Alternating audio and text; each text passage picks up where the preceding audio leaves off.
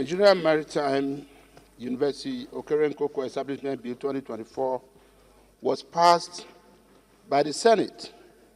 as well as the House of Representatives with a difference. In consequence, therefore, a conference committee was constituted in the Senate and in the House of Representatives to reconcile the area of difference that appeared in the two versions. The mandate of the conference committee, therefore, was to harmonize the area of difference that was observed in the two versions of the bill, as passed by the two chambers, and make appropriate recommendations for approval by both houses of the National Assembly.